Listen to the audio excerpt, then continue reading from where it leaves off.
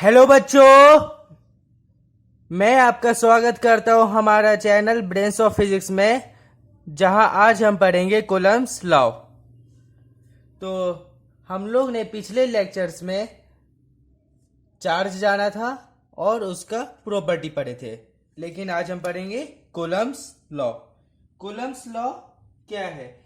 Coulomb's law है ना, दो चार्ज के बीच का फोर्स है। दो चार्ज के बीच का फोर्स है। क्या होता है, ध्यान से समझो। ईस्वी ईयर 1785 में कूलम्ब्स जो है वैज्ञानिक, वो है ना 1785 में कूलम कूलम जो वैज्ञानिक है वो 1785 में क्या किए? फोर्स मेजर किए। किसका? दो चार्ज का। क्या मेजर किए? फोर्स। फोर्स मेजर किए दो चार्ज का। Force between charges. ठीक है, दो चार्ज के बीच का फोर्स कूलम्ब्स मेजर किया। किसके द्वारा? एक टॉर्जियन बैलेंस, टॉर्जियन बैलेंस के द्वारा। और जो वो फोर्स मेजर किए ना, तो उसी को कहते हैं कूलम्ब्स लॉ इन इलेक्ट्रोस्टैटिक। उनका ऑब्जर्वेशन को ही कहते हैं Coulomb's law in electrostatics. Coulomb's law क्या कहता है?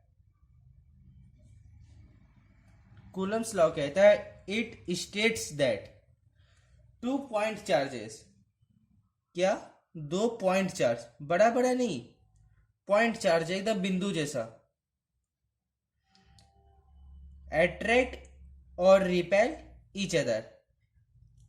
एक काम करते, नाम देते इसको Q1 और Q2।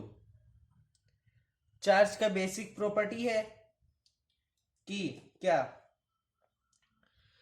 सेम नेचर का चार्ज आपस में रिपेल करता है और अपोजिट नेचर का अट्रैक्ट करता है।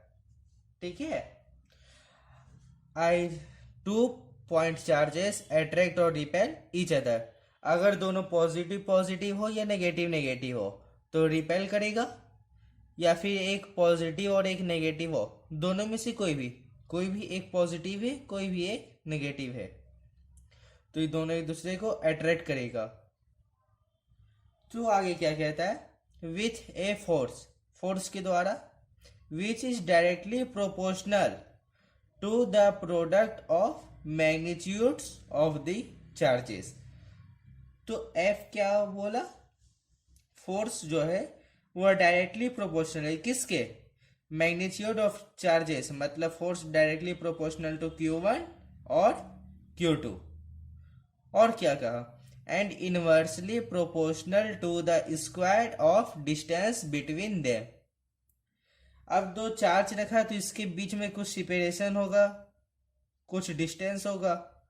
डिस्टेंस बोला, मान लेते R है, तो इनवर्स फोर्स जो है वो inversely proportional to the square of distance between them. तो फोर्स जो आया वो इनवर्सली प्रोपोर्शनल है 1/r² का। तो दोनों को रिलेट कर दे तो आ जाएगा F is directly proportional to Q1 Q2 और इनवर्सली प्रोपोर्शनल टू R²। लेकिन कोई भी इक्वेशन को हम लोग इस तरह तो सॉल्व करते नहीं है, कुछ कांस्टेंट डालते ताकि सॉल्व करने में आसानी हो। तो इसके लिए कांस्टेंट है K। F क्या हो जाएगा? F is equal to K Q1 Q2 by R²। ये क्या है? कांस्टेंट है, कांस्टेंट। लेकिन है ना, ये यूनिवर्सल कांस्टेंट नहीं है। जैसे कि 11 में पढ़े थे F is equal to G m1 m2 by R square, तो वहां पे जी जो था ना वो यूनिवर्सल था, यूनिवर्सल कांस्टेंट था। लेकिन यहाँ जो के है, के मीडियम पे डिपेंड करता है। K depends upon medium, K depends upon medium, या F is equal to G m1 m2 by R square, ये वाला जी है। ये के जो है ना मीडियम पे डिपेंड करता है, मतलब ये दोनों चार्ज अगर एयर में रखा रहेगा तो इस पे दोनों में दोनों जो फोर्स एक दूसरे पे एक्सपीरियंस करेगा, वो फोर्स, अगर ये दो, वो फोर्स हो गया मान लो उसको F1। लेकिन यही दो चार्ज वाटर में डाल दिया या कोई और मीडियम रख दिया, ऑयल में डाल दिया, किसी में भी कोई भी जगह, तो क्या होगा, इसमें जो फोर्स रहेगा ना वो F1 नहीं होगा, फोर्स वहां पे बदल जाएगा। नहीं समझ आया? अरे एयर में दो फोर्स है, ठीक है, दो चार्ज है, दोनों एक दूसरे को अट्रैक्ट कर रहा है या रिपेल कर रहा है। लेकिन अगर हम इसका मीडियम बदल दिए तो इस पे लगने वाला फोर्स, ये दोनों जो एक दूसरे पे फोर्स एक्सपीरियंस करेगा वो चेंज हो जाएगा। क्लियर? तो दो चार्ज के बीच का फोर्स निकालना आ गया क्या, F इज इक्वल टू के Q1 Q2 by R square. लेकिन ये तो केवल इसके क्या मैग्नीट्यूड देगा, डायरेक्शन कौन देगा, ये चार्ज जाएगा किधर?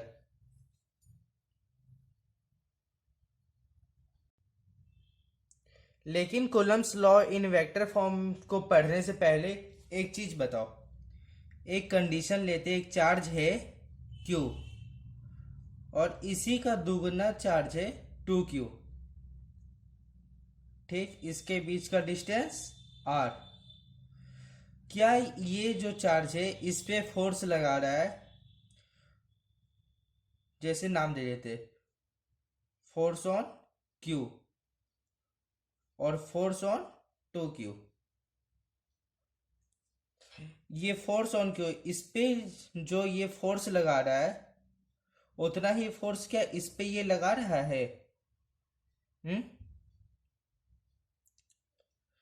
इस पे ये बड़ा वाला चार्ज जितना फोर्स लगा रहा है, तो ये बड़ा वाला चार्ज पे ये छोटा चार्ज उतना ही फोर्स लगा रहा है क्या? नहीं लगा रहा है। क्यों नहीं लगाएगा, एकदम लगाएगा, उतना ही फोर्स लगा रहा है। ये दोनों जो है ये बराबर है। कैसे? आखिर इस फॉर्म, ये क्या है, ये फोर्स है दो चार्ज के बीच का, लेकिन इससे ये पता चल रहा है क्या कौन फोर्स किस पे लगा रहा है? जैसे ये तो ज्यादा मैग्नीट्यूड का है, ये कम मैग्नीट्यूड का है, तो बोल देंगे कि ये जो चार्ज है इस पे ज्यादा फोर्स लगा रहा है, लेकिन इससे पता नहीं ना चल रहा है कि कौन किस पे ज्यादा फोर्स लगा रहा है। ध्यान से सुनो, ये जो चार्ज है इसमें पता चल रहा है कि कौन सा चार्ज बड़ा है या कौन सा चार्ज छोटा, पता तो चल जाएगा Q1 Q2 है। लेकिन बड़ा चार्ज छोटा चार्ज पे कितना फोर्स लगा रहा है ये पता है? नहीं पता है। छोटा चार्ज बड़ा चार्ज पे कितना फोर्स लगा रहा है ये पता है? ये भी नहीं पता है। ये क्या है, फोर्स दो चार्ज के बीच का है। ठीक है, अब चलो Coulomb's law in vector form में। वेक्टर फॉर्म में भी आसान ही है, केवल इसमें डायरेक्शन देगा, डायरेक्शन भी तो जानना जरूरी है कि आखिर चार्ज जाएगा किधर। अब चार्ज लेते हैं, पहला चार्ज Q1, दूसरा चार्ज Q2, दोनों के बीच का सेपरेशन R। ये दोनों पॉइंट चार्ज है, ठीक है। सेपरेशन R हो गया। ये इस पे कितना लगाएगा फोर्स? फोर्स का नाम दे देते हैं force on two due to 1।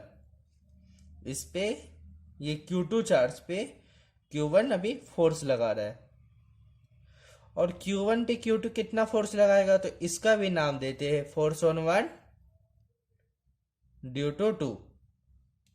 Clear? ये R1 पोजीशन में है,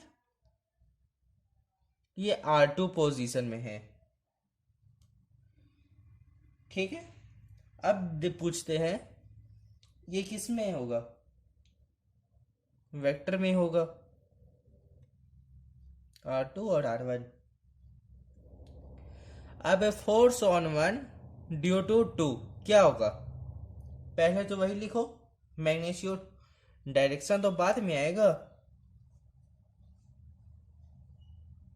इसमें वेक्टर का साइन पड़ेगा क्योंकि वेक्टर फॉर्म में निकाल रहे। डायरेक्शन चाहिए हम लोग को फोर्स का, तो के Q1 Q2 by R square. अब ये तो हो गया मैग्नीट्यूड। डायरेक्शन कैसे मिलेगा? डायरेक्शन के लिए क्या R डाल दे? नहीं, ये क्या फोर्स पहले किस पे निकाल रहे? 1 पे निकाल रहे, तो 1 का R क्या होगा? तो फोर्स किधर से किधर लग रहा है? 2 से 1 की तरफ लग रहा है। फोर्स किधर से किधर लग रहा है? 2 से 1 की तरफ लग रहा है, तो R क्या आ जाएगा? इस डायरेक्शन में हम लोग ट्रेवल कर रहे हैं, फोर्स जिधर लगाएंगे उसी डायरेक्शन में ना ट्रेवल करेंगे।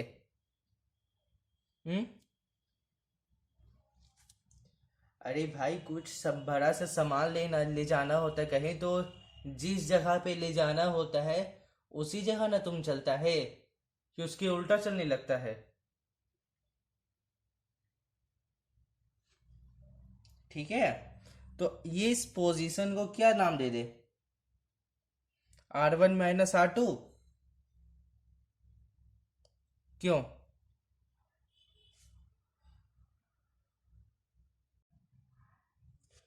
क्या दे देगी ना? R1 vector minus R2 vector. नहीं समझ आया? फिर से समझो। एक पॉइंट है, मान लो एक्स एक्सिस, ठीक है। ये ओरिजिन और ये एक्स एक्सिस हो गया। एक्स एक्सिस, तुम अभी यहाँ पे खड़ा है, ये है तुम खड़ा है यहाँ पे। तुम ये ओरिजिन से क्या हुआ? 4 मीटर दूर चला, 4 मीटर दूर चला, और यहाँ के खड़ा हो गया। ये डिस्टेंस हो गया 4 मीटर। तो डिस्टेंस को मेजर कैसे करता है? Final minus initial. यहाँ 0 था, यहाँ 4 था, तो तुम कितना चला? यहाँ से लेके यहाँ तक चला, तो ये इस पॉइंट से ए से बी चला तुम, तो डिस्टेंस कैसे मेजर करेगा? बी माइनस ए, तभी ना आएगा 4 मीटर। तो वैसे यहाँ पे है, इधर से इधर फोर्स लगा, R2 से R1 की तरफ फोर्स लगा, तो R1 क्या हो गया? फाइनल पॉइंट बी पॉइंट हो गया, और R2 कौन सा हो गया? ए पॉइंट। तो लेकिन इसका क्या होगा? यूनिट वेक्टर लगेगा, R1 vector minus R2 vector का यूनिट वेक्टर। यूनिट वेक्टर का वैल्यू क्या होता है? 1 होता है। जैसे यूनिट वेक्टर नहीं पता, इसको इससे समझो। ए का यूनिट वेक्टर क्या होता है? ए का डायरेक्शन डिवाइडेड बाय ए का मैग्नीट्यूड, और इसका वैल्यू होता है 1, इसलिए इसको यूनिट वेक्टर कहते हैं। क्लियर? अब F12 क्या हो जाएगा? फोर्स ऑन 1 ड्यू टू 2 क्या हो जाएगा आगे?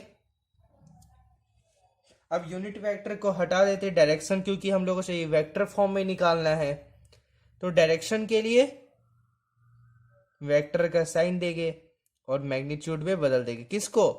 यूनिट वेक्टर को। तो बदलते हैं के Q1 Q2 divided bye R square. और क्या? और इसको लिखना होगा, ए का यूनिट वेक्टर क्या हो गया? ए का वेक्टर बाय ए का मैग्नीट्यूड। तो ए का वेक्टर मतलब ब्रैकेट के अंदर R1 vector minus R2 vector और डिवाइडेड बाय ए का मैग्नीट्यूड मतलब R1 माइनस R2 का magnitude. R1 vector minus R2 vector का मैग्नीट्यूड। ठीक है, अब इसको इसमें मल्टीप्लाई कर देते हैं। ये R डिस्टेंस कितना है? यही है। R1 माइनस R2 कितना है? वो भी यही है। अगर R2 माइनस R1 रहेगा, कब रहेगा? जब फोर्स 2 में लगेगा। जब फोर्स 2 में रहेगा तो R1 माइनस R2 हो जाएगा। इस पे जब फोर्स लगेगा तो हम लोग को Q1 से Q2 की ओर जाना होगा। Q1 से Q2 और जाना होगा। कब? जब फोर्स Q2 में लगेगा। तो क्या हो जाएगा? R2 vector minus R1 vector.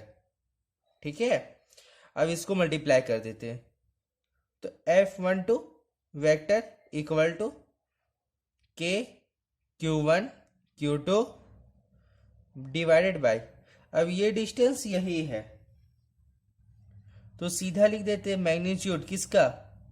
R1 vector का माइनस R2 वेक्टर का, और यहाँ पे स्क्वायर और इनटू एक पावर ही यहाँ पे, तो पावर जुड़ जाएगा मल्टीप्लाई में तो क्यूब हो गया। और ऊपर क्या हो गया? R1 vector minus R2 vector. तो फोर्स कितना आया? फोर्स ऑन 1 ड्यू टू 2 आ गया K Q1 Q2 divided by magnitude R1 vector minus R2 vector का क्यूब और R1 vector minus R2 vector का, यही क्या हो गया? फोर्स हो गया 1 पे 2 के द्वारा।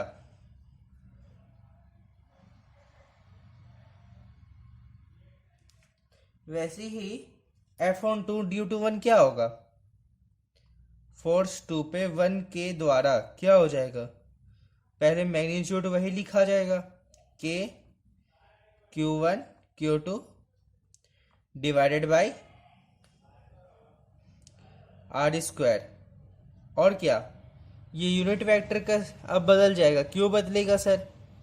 क्योंकि फोर्स देखो, हम लोग पहले निकाले थे 1 में फोर्स निकाले थे, इसमें फोर्स निकाले थे, इसलिए यहां से यहां ट्रेवल कर रहे थे तो R1 माइनस R2 हो गया था। लेकिन अब किधर से किधर ट्रेवल करेंगे? फोर्स किस में लग रहा है? 2 में लग रहा है। तो 2 में लग रहा है तो इधर से इधर ट्रेवल करना होगा। तो R1 से R2 की ओर जाना होगा। तो क्या हो जाएगा? R2 vector minus R1 vector. तो फोर्स ऑन 2 ड्यू टू 1 क्या हो गया? K Q1 Q2 divided bye R square. इसका निकाल दो वही, ये क्या होगा? यूनिट वेक्टर में होगा। ठीक है, तो इसका डायरेक्शन और मैग्नीट्यूड में चेंज कर दो। तो R2 vector minus R1 vector by magnitude किसका? R2 vector minus R1 vector का। तो F12 ड्यू टू 1 क्या हो गया?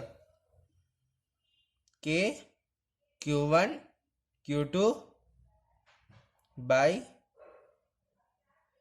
R2 vector minus R1 vector का क्यू और R2 vector minus R1 vector. ठीक है, एक बार फिर से देखो, इस चार्ज पे इसके कारण फोर्स लगा, उसका नाम दिया force on one due to two. अब हम लोग को क्या करना है, इसका डायरेक्शन निकालना है। डायरेक्शन निकालने के लिए क्या करेंगे, पहले मैग्नीट्यूड लिखे और एक यूनिट वेक्टर लिख दिया। Unit vector R1 vector minus R2 vector इसलिए हुआ क्योंकि फोर्स वन पे निकाल रहे थे टू के कारण, इधर से इधर जा रहे थे। ठीक है, ए का यूनिट वेक्टर होता है A vector divided by A का मैग्नीट्यूड। तो R1 vector minus R2 vector का यूनिट वेक्टर हो गया R1 vector minus R2 vector का by R1 vector minus R2 vector का मैग्नीट्यूड। अब क्या हुआ, ये R जो डिस्टेंस है वही डिस्टेंस R1 माइनस R2 है, तो R1 माइनस R2 को R स्क्वायर से मल्टीप्लाई कर दिए। मल्टीप्लाई करने बाद यहाँ पे पावर 2 था और यहाँ पावर 1 था, तो मल्टीप्लिकेशन में पावर जुड़ जाता है। जुड़ने बाद R क्यूब हो गया और ये R वेक्टर रह गया, R1 vector minus R2 vector. Same to same हम लोग क्या किए, फोर्स ऑन टू भी निकाल दिए। ठीक है, force on two, force on two क्या हो गया, K Q1 Q2 divided by R2 vector minus R1 vector का क्यूब और R2 vector minus R1 vector. क्यों, क्योंकि R2 माइनस R1 क्यों हुआ, क्योंकि हम लोग R1 से R2 जा रहे थे और डिस्टेंस को मेजर करते final point minus initial point, इसलिए R2 माइनस R1 हुआ। क्लियर। तो कूलम्स क्या किए, दो चार्ज के बीच का फोर्स निकाल के हम लोग को बता दिए कि इस तरह करने पे फोर्स निकलता है। हम लोग क्या किए, फोर्स को कूलम्स लॉ को वेक्टर फॉर्म में ही पढ़े, लेकिन कुछ लिमिटेशंस थी जो कूलम्स लॉ पर भी थी। क्या लिमिटेशंस थी सर, कि पहला लिमिटेशन था, यदि हम बोले थे क्या, कूलम्स लॉ जो है, Coulomb's law is only applied in point charges। Coulomb's law है ना, केवल पॉइंट चार्ज में ही अप्लाई हो सकता है। क्या, केवल पॉइंट चार्ज में ही अप्लाई हो सकता है। कोई एकदम छोटा छोटा चार्ज या फिर बड़ा बड़ा चार्ज है तो उसको पूरा दूर सेपरेशन में एक दो, मतलब ऐसे चार्ज को रखना है कि वो एक दूसरे की हो ना, वो एक दूसरे को एकदम पॉइंट जैसा ट्रीट करे। एग्जाम्पल में मान लेते, तुम मान लो एक जगह खड़ा है, ठीक, यहाँ पे तुम खड़ा है। अब यहां से 1 किलोमीटर दूर तेरा दोस्त है, तो यहां तेरा दोस्त है, तो ये तुम्हारे लिए क्या होगा, एकदम पॉइंट जैसा होगा, एकदम बिंदु जैसा दिखाई देगा, या नहीं दिखाई देगा, है ना। नहीं सर, दिखाई देगा, कैसे नहीं दिखाई देगा, हम वीडियो कॉल में बात कर देंगे। अच्छा छोड़ो, देखो यहाँ पे तुम खड़ा है, यहाँ पे 1 किलोमीटर दूर तेरा दोस्त है, तो दोनों को दोनों तुम लोग दोनों एक दूसरे को है ना पॉइंट जैसा ट्रीट करेगा, एकदम पॉइंट जैसा लगेगा। तो वैसे कूलम्स लॉ एकदम पॉइंट जैसा है, पॉइंट जैसा नहीं है, पॉइंट चार्ज में केवल अप्लाई हो सकता है। और दूसरा इसका लिमिटेशन है कि ये है ना, अगर मान लो Q1 चार्ज मोशन में है और Q2 चार्ज भी मोशन में है, तो ये जो कूलम्स लॉ है ये नॉट अप्लाई होगा, नॉट अप्लाइड।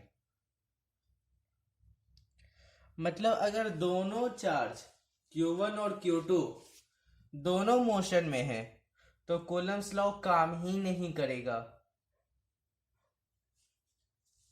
और क्या, अगर Q1 जो है वो रेस्ट में है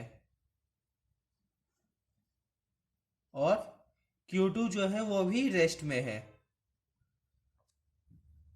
तो कूलम्स लॉ काम करेगा। कूलम्स लॉ दो रेस्ट बॉडी में काम करेगा। और एक केस होता है, अगर मान लो Q1 जो है वो मोशन में है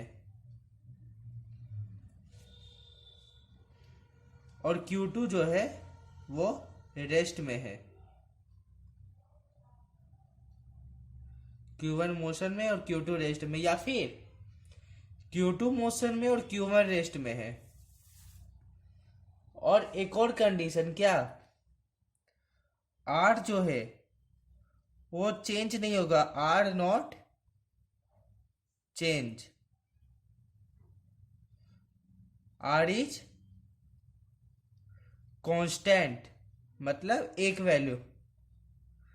ऐसा कहाँ होता है, याद है इलेक्ट्रॉन जो है वो न्यूक्लियस के चारों ओर घूमता है, तो वहां पे क्या आर चेंज करता है क्या, नहीं करता है। आर कहाँ चेंज करता है, करता ही नहीं है आर चेंज। न्यूक्लियस के चारों ओर इलेक्ट्रॉन सर्कुलर पाथ में घूमता है, क्लियर है। तो आर चेंज नहीं करेगा ना, तभी एक आर चेंज नहीं किया और इलेक्ट्रॉन है वो मूव कर रहा है, और एक मान लो न्यूक्लियस है जो रेस्ट में है, तो यहाँ पे कूलम्स लॉ है वो अप्लाइड हो जाएगा। पर वही बात, अगर आर चेंज कर रहा है, आर जो है वो चेंज कर रहा है, तो कूलम्स लॉ जो है वो अप्लाइड नहीं होगा, नहीं होगा। ठीक है, तो यही थी कूलम्स लॉ का खमिया या कमियां। अब बात करते हैं प्रिंसिपल ऑफ सुपरपोजिशन। इसका भी अच्छा रोल है कूलम्स लॉ में। पहले स्टेटमेंट पढ़ेंगे दो बार। when a number of charges are interacting, the total force on a given charge is the vector sum of the individual charge exerted on the given charge by all the other charges. एक बार और पढ़ना है। When a number of charges are interacting, the total force on a given charge is the vector sum of the individual force exerted on the given charge by all the other charges. अब इसको समझते हैं। एक charge है यहाँ पे Q1, ठीक। एक चार्ज है यहाँ पे Q2 और एक चार्ज है यहाँ पे Q3। और कितना भी चार्ज है, जितना चार्ज देने वाले दे दो, Q4 दे दो, Q5 दे दो, Qn तक दे दो, जितना देने मन है। चलो Q4, Q5 और Qn, तो इसके ये इस पे कितना फोर्स लगाएगा, Q2 जो है वो Q1 का में कितना फोर्स लगाएगा। मान लो सबका बीच का डिस्टेंस r है, ठीक है, तो कितना फोर्स लगा, बना नहीं है वैसा, एज्यूम कर लेते कि r है। क्या हो जाएगा, F हो जाएगा, F equal to K Q1 Q2 by R square. ये इस पे कितना फोर्स लगाएगा? ये भी इस पे लगाएगा के Q1 Q3 bye R square. ये भी उस पे वैसा ही फोर्स लगाएगा के Q1 Q4 bye R square. ये भी उस पे वैसा ही फोर्स लगाएगा। कैसा? के Q1 Q5 by R square. और ये एन चार्ज तक वैसा ही फोर्स लगेगा। कैसा फोर्स? के Q1 QN by R square.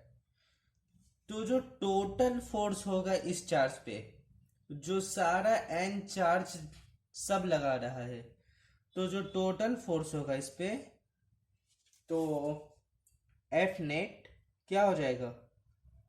F net on Q1 हो जाएगा। एक काम करते, इस सबका नाम दे देते, F11 ड्यू टू 2। ये क्या हो गया? F11 due to 3। ये हो गया F11 ड्यू टू 4। ये हो गया F11 ड्यू टू 5। ये हो गया F11 due to n charges. ठीक है, तो F12 का वेक्टर प्लस F13 का वेक्टर प्लस F14 का वेक्टर प्लस F15 का vector plus dot dot dot dot dot F vector किसका? 1n का। तो ये सब का वेक्टर सम टोटल करके इस Q1 चार्ज पे उतना फोर्स लगेगा। क्लियर हो गया? अब बात करते हैं Coulomb's law versus gravitational law. तो Coulomb's law versus gravitational law. Coulomb's law में क्या होता है? दो चार्ज होता है, Q1 और Q2। और ग्रेविटेशनल लॉ में क्या होता है? दो मास होता है, M1 M2। दोनों में कुछ डिस्टेंस होता है। ठीक है, दोनों चार्ज के बीच में डिस्टेंस R, दोनों मास के बीच में डिस्टेंस R। क्लियर? दोनों एक दूसरे पे फोर्स भी लगाता है। इसका फोर्स का नाम हो जाएगा फोर्स ऑन 2 ड्यू टू 1, और इस पे हो जाएगा फोर्स ऑन 1 ड्यू टू 2। इस पे भी वही होगा, फोर्स ऑन 2 ड्यू टू 1, और इस पे हो जाएगा फोर्स ऑन 1 ड्यू टू 2। इसका फोर्स क्या होता है?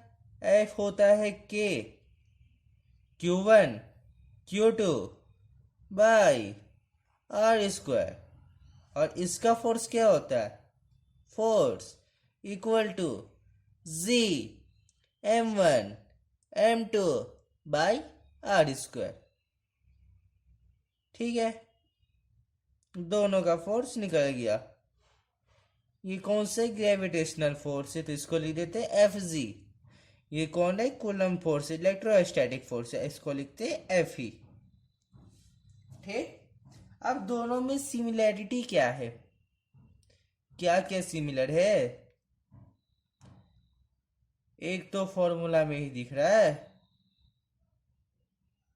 नहीं दिख रहा? क्या बात करते हो?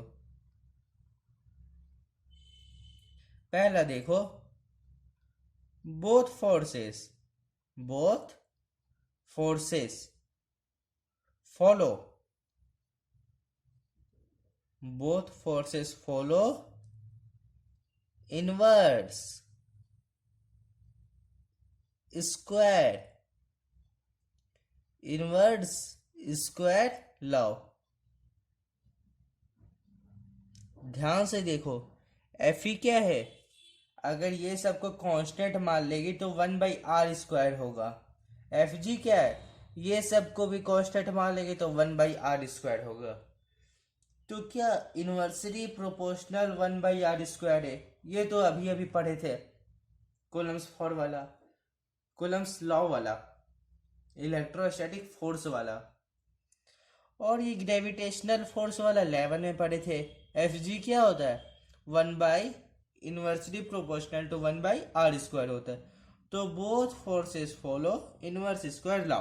दूसरा क्या है, क्या है दूसरा, both are both are central forces,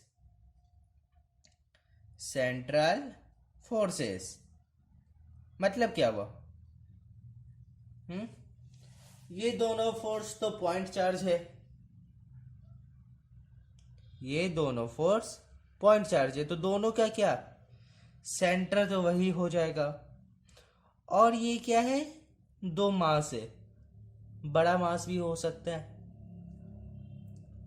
तो इसका सेंटर से इसका सेंटर तक का आर, या मान लो ये चार्ज भी बड़ा है लेकिन दूर दूर में रखा है तो एक दूसरे को ट्रीट कर रहा है पॉइंट चार्ज जैसा, जैसा भी बताए थे और या समझे थे। ठीक है, तो ये दोनों एक ऐसे ट्रीट कर रहा है पॉइंट चार्ज जैसा, तो सेंटर से जाता है, इसका सेंटर के बीच में डिस्टेंस आर, वैसे ही दोनों मास का सेंटर से डिस्टेंस बीच में आर। तो दोनों का सेंटर से होता है, दोनों फोर्स का, इलेक्ट्रोस्टैटिक फोर्स और ग्रेविटेशनल फोर्स में, दोनों चार्ज के बीच के सेंटर से लेते हैं डिस्टेंस दोनों के बीच में आर, और दोनों मास के सेंटर से बीच में लेते हैं डिस्टेंस आर। तो both are central forces. Differences क्या हो गया,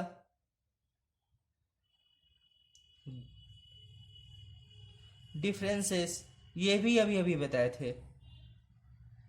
क्या चीज, पहला सोचो, याद है पहला लेक्चर बताए थे कि ये मास केवल पॉजिटिव होता है लेकिन चार्ज पॉजिटिव और नेगेटिव होता है। अगर चार्ज पॉजिटिव और नेगेटिव होता है तो उसमें फोर्स भी तो दो तरह का लगेगा। कौन दोनों फोर्स,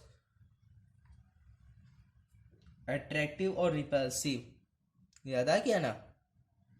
एफ ई क्या है, F E is attractive, F E is attractive और रिपल्सिव, रिपल्सिव। एफ ई क्या होगा, इलेक्ट्रोस्टैटिक फोर्स, इसको क्या कोलंबियन फोर्स भी बोलते हैं। ठीक है, ये एफ ई फोर्स है ना, इसको इलेक्ट्रोस्टैटिक फोर्स भी बोलते हैं और कोलंबियन फोर्स भी बोलते हैं। ये क्या होता है, पॉज अट्रैक्टिव भी हो सकता है और रिपल्सिव भी होता है। जबकि but F G gravitational force is also attractive.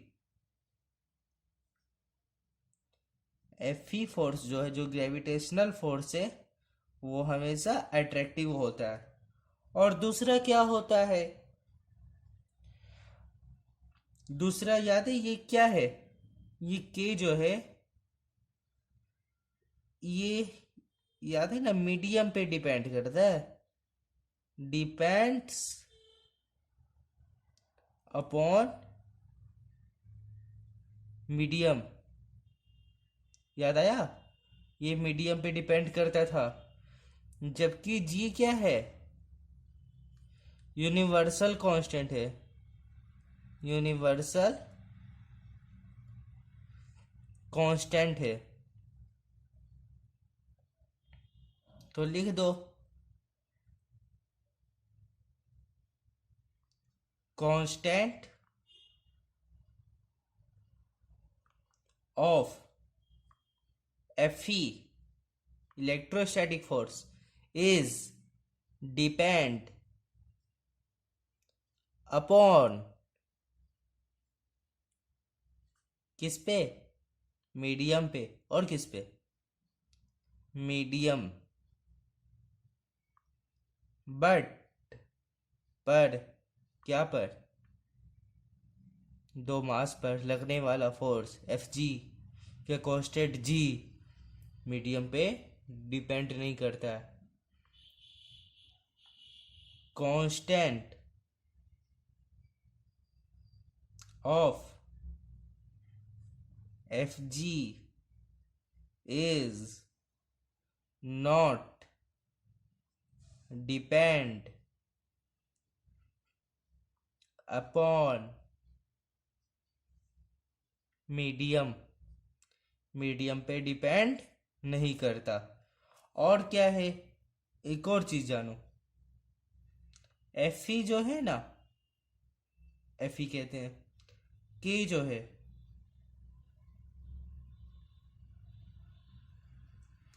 के का वैल्यू होता है 9 × 10⁻⁹ न्यूटन मीटर स्क्वायर पर कूलम स्क्वायर, जबकि जी का वैल्यू होता है ना 6.67 × 10⁻⁻11 न्यूटन मीटर स्क्वायर पर किलोग्राम स्क्वायर।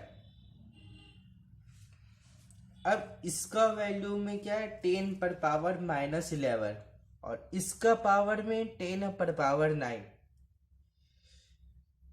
मतलब क्या हुआ, एफ ई जो है वो एफ जी से बहुत बड़ा होगा, ये जो के है वो जी से बहुत बड़ा है, तो एफ ई भी तो बड़ा हो जाएगा। एफ ई जो क्या होगा, बड़ा हो जाएगा, बहुत बड़ा हो जाएगा। किससे, एफ जी से। एफ जी से एफ ई बहुत बड़ा हो जाएगा। ठीक है बच्चों, तो आज के लिए बस इतना ही। पढ़ाई करते रहो। Best of luck.